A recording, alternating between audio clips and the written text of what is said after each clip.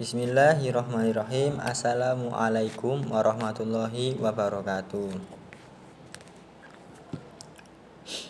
Nama saya Ahmad Sobiqul Khoir dari Sekolah Tinggi Agama Islam Ihyaul Ulum Dukun Gresik. Prodi Ekonomi Syariah, mata kuliah Pengantar Ekonomi Makro. Di sini saya akan mempresentasikan tentang uang dan bank. Dalam sejarah, yang namanya mata uang telah mengalami berbagai bentuk. Sebelum ada uang, pertukaran antar manusia yang saling membutuhkan, dan sesudah ada pembagian kerja itu dilangsungkan dengan barang dan barang, atau yang bisa disebut dengan barter. Orang yang mempunyai makanan dan membutuhkan pakaian saling tukar-menukar barang-barang yang mereka miliki masing-masing. Tentu saja orang-orang lama-kelamaan dirasakan kesulitannya, sehingga pada suatu saat diketemukan alat atau barang yang diterima bersama, dalam artian emas, perak, perunggu, sehingga hampir mendekati fungsi uang sekarang. Salah satu keunggulan emas, perak, perunggu adalah nilai nominalnya. Nilai yang tertulis pada uang itu sama dengan nilai instruksinya, nilai bahan yang dijadikan uang. Di Indonesia, uang terdiri atas uang logam, uang kertas, dan uang giral. Uang logam dan uang kertas tentu saja kita sudah mengenalnya, yang bisa digunakan setiap hari. Namun uang giral mungkin tidak semua orang tahu. Uang giral adalah uang yang dikeluarkan oleh bank umum berupa surat-surat berharga seperti cek. Pengertian uang sendiri adalah, menurut saya,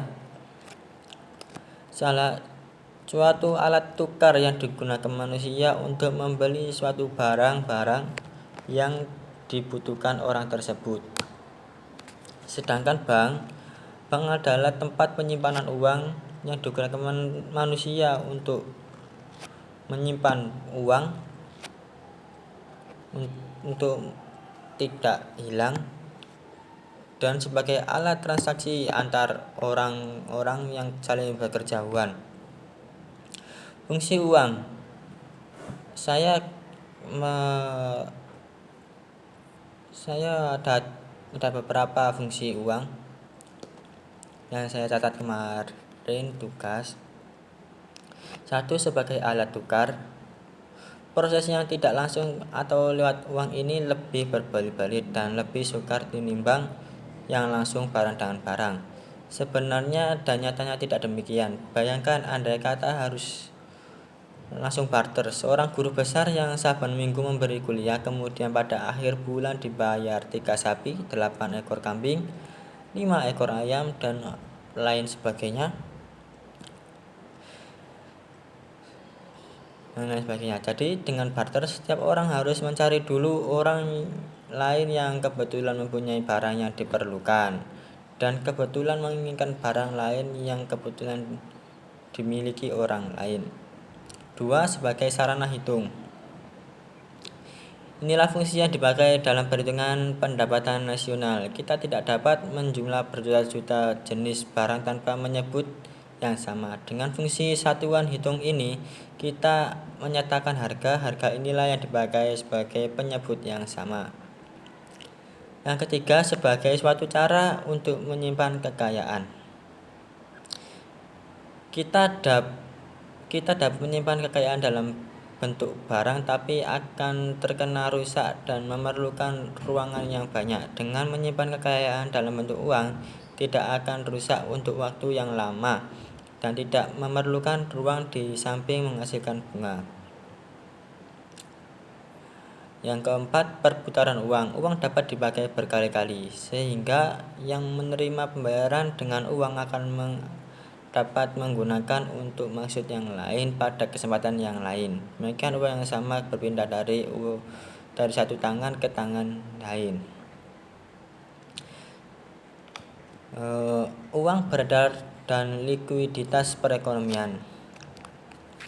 Suplai uang atau likuiditas perekonomian atau uang beredar dalam arti luas terdiri atas uang logam, uang kertas, simpanan giro, deposito berjangka, berbagai macam tabungan dan rekening valuta asing milik swasta domestik.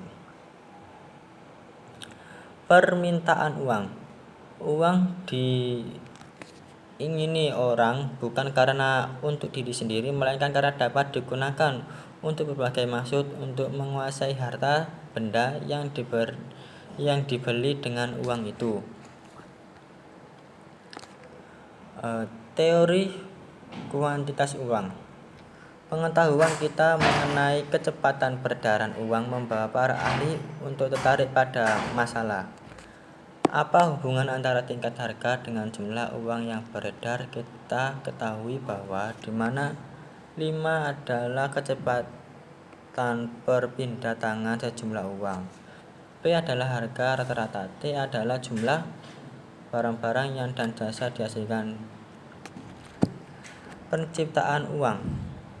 Dalam laporan mingguan Bank Indonesia tanggal 17 Mei 1978 yang merupakan laporan terakhir pada saat tulisan ini dibuat, uang giral pada minggu ke-4 April 1979 mempunyai proporsi sebanyak 51% dari seluruh uang beredar.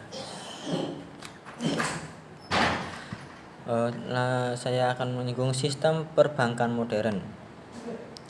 Penciptaan uang giral yang demikian besarnya itu tidak mungkin dilakukan oleh suatu bank sendirian, melainkan oleh berbagai bank bersama-sama dalam suatu sistem.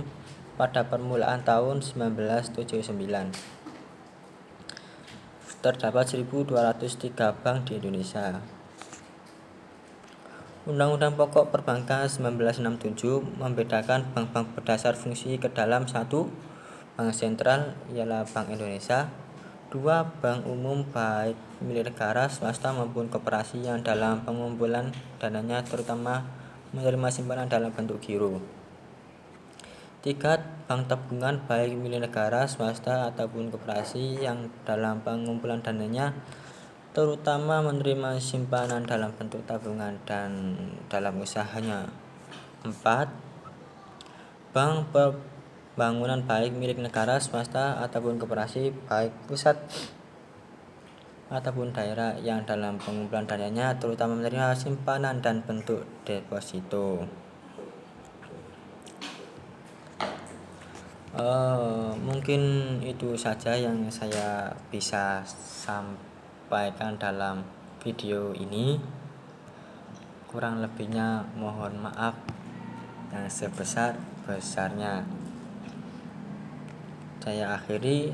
Assalamualaikum warahmatullahi wabarakatuh.